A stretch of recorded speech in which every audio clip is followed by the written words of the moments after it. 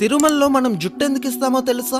మొట్టమొదట వెంకటేశ్వర స్వామి ఒక చీమల పుట్టలో ఉండేటప్పుడు బ్రహ్మదేవుడు ఒక ఆవు రూపం దాల్చి రోజు ఆ చీమల పుట్ట దగ్గరికి వచ్చి పాలిచ్చేవాడు. అది గమనించిన ఆవుల కాపరి ఈ ఆవు మీదకి తన గొడ్డల్ని విసురుతాడు. అప్పుడు వెంకటేశ్వర స్వామి ఆ ఆవుకి అడ్డంగా నిలబడతాడు. దాంతో ఆ గొడ్డలి వెంకటేశ్వర స్వామి తలకి తగిలి రక్తం కారి దెబ్బ తగులుతుంది. కొన్నాళ్ళకి ఆ దెబ్బ అయితే తగ్గిపోతుంది, కానీ అక్కడ వెంట్రుకలు మాత్రం రావు. ఒకసారి వెంకటేశ్వరుడు కొండ మీద పడుకొని ఉండగా ఆకాశ మార్గంలో వెళ్తున్న నీలాదేవి అనే ఒక గంధర్వ కన్య వెంకటేశ్వరుని చూచి కిందకి వస్తుంది. తలకి తగిలిన దెబ్బని చూసి ఎంతో బాధతో తన తల నుంచి కొన్ని వెంట్రుకలను తెంపి వెంకటేశ్వరునికి ఇస్తుంది. అప్పుడు వెంకటేశ్వరుడు ఇలా చెప్తాడు, నా అందం కోసం నీ అందాన్ని పాడు చేసుకున్నావు కదా, కలియుగంలో కొండ మీదకి వచ్చిన నా భక్తులు తమ జుట్టుని ఇచ్చే సంప్రదాయం మొదలవుతుంది. ఆ జుట్టు యొక్క శక్తి అంతా వేరే భూలోకంలో ఉండే నీకు దక్కుతుంది అని చెప్తారు. ఇంతకీ మనం తిరుమలలో ఇచ్చే మన జుట్టుని ఏం చేస్తారో తెలిస్తే కామెంట్ చేయండి. ఒకవేళ తెలియకపోతే గోవిందా గోవిందా అని కామెంట్ చేయండి.